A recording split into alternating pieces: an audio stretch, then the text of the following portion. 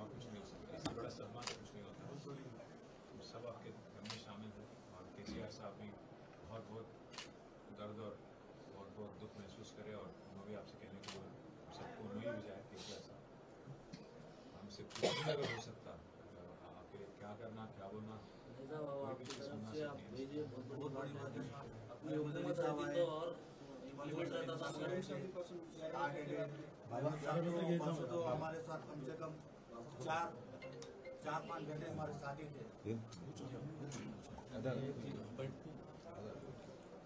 గోపాల్ జైన morning తెలియగానే ఆ రోజు వచ్చేసింది. జైన మార్నింగ్ ఫస్ట్ వచ్చిన తర్వాత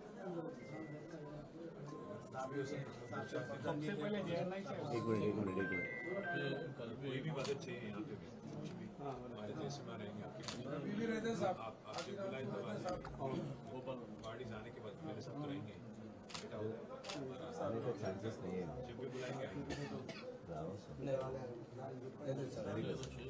कोशिश वही कर दे रहे नहीं ला सकते वही कंप्लीट कर दिया नहीं कंप्लीट करके रेडी है। अब खाली तदफीन करने का पेपर वर्क कोई करना पड़ता है। बाकी फैमिलीज कहाँ हैं सर आपके रिश्तेदार हैं एक ही घर के सर पूरे एक ही पूरे घर में तो जानते हैं बाकी जो हमारे घर के 18 मेंबर्स हमारे घर के 18 मेंबर्स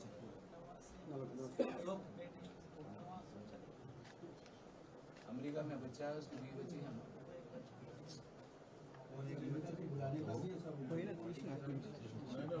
निकला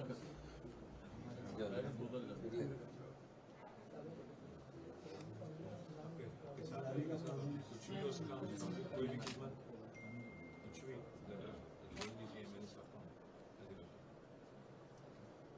मेरी सॉरी मेरी सॉरी 3 రోజుల కిందట జరిగిన ఘోరమైన అగ్ని ప్రమాదం ఘోరమైన యాక్సిడెంట్లో 46 మంది చనిపోతే అందులో 42 మంది మన తెలంగాణకు సంబంధించి మన హైదరాబాద్కి సంబంధించిన సోదరులు సోదరిమణులు అందులో పిల్లలు కూడా ఉండడం అందరినీ కూడా శోక సముద్రంలో ముంచేసిన ఒక బాధాకరమైన పరిస్థితి. ఇవాళ ఒకటే కుటుంబంలో ఇక్కడ ముషీరాబాద్ నియోజకవర్గం అడిక్మెట్లో ఒకటే కుటుంబంలోని 18 మంది సోదరులు షేక్ నసీరుద్దీన్ గారి కుటుంబ సభ్యులు అందులో దాదాపు 9 మంది చిన్నపిల్లలు అందరూ కూడా మరణించడం అనేది ఎవరు కూడా తీర్చలేనంత పెద్ద దుఃఖం ఇవాళ కుటుంబానికి వచ్చింది. అందుకే వారికి కొంత ధైర్యం చెప్పడానికి వారితో పాటు తెలంగాణ సమాజం మొత్తం కూడా ఉన్నది.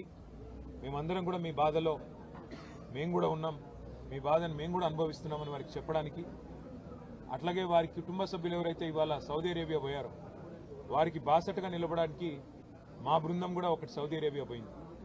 మా పెద్దలు మాజీ ఉప ముఖ్యమంత్రి మహమూద్ అలీ గారి కుమారుడు ఆజం అలీ గారు, అట్లాగే మా ఫార్మర్ వక్ఫ్ బోర్డ్ చైర్మన్ మసియుల్లా ఖాన్ గారు, వారితో పాటు మిగతా మిత్రుల బృందం కూడా సౌదీ అరేబియాలో అక్కడ అధికారులతో అట్లాగే ఈ దివంగతులైన వారి కుటుంబ సభ్యులతో కలిసి పనిచేసి వారికి ఆఖరి క్షణాల్లో వారికి అండగా నిలబడడానికి ఏమైనా కొంత సాయం చేయడానికి అక్కడికి మా బృందం కూడా పోయింది.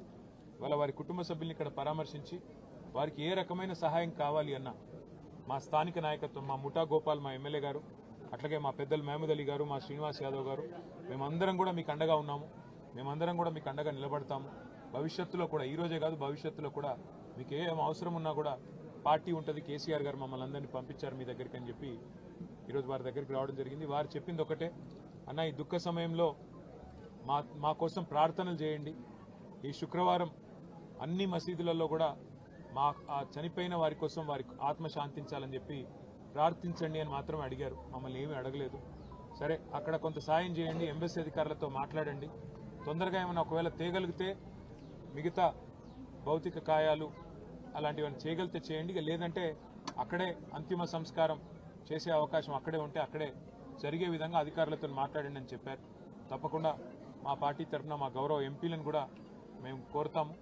ఉన్నతాధికారులు, దౌత్య అధికారులు, భారత దౌత్య అధికారులతో కూడా మాట్లాడి వారికి అక్కడ సహకరిస్తామని చెప్పి కూడా చెప్పడం జరిగింది.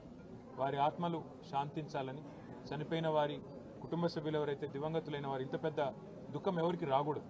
ఒకటే కుటుంబంలో 18 మంది చనిపోవడం అంటే అంతకు మించిన బాధ అసలు చనిపోయిన వాళ్ళకంటే ఎక్కువ బతికిన వాళ్ళకే ఆ బాధ మిగిలిపోతుంది. అందుకే వారు మనోధైర్యంతో నిబ్బరంగా ఉండాలని చెప్పి ఆ భగవంతుని ప్రార్థిస్తూ ఈ శోక సమయంలో మొత్తం మనందరం కూడా మతాలకు అతీతంగా, కులాలకు అతీతంగా వాళ్ళ కుటుంబాలకు అండగా నిలబడాలని చెప్పి కూడా మన సోదరులను కూడా ప్రార్థిస్తూ మీ అందరికి కూడా ముఖ్యంగా మా పత్రికా మిత్రులకు కూడా ధన్యవాదాలు. నమస్కారం.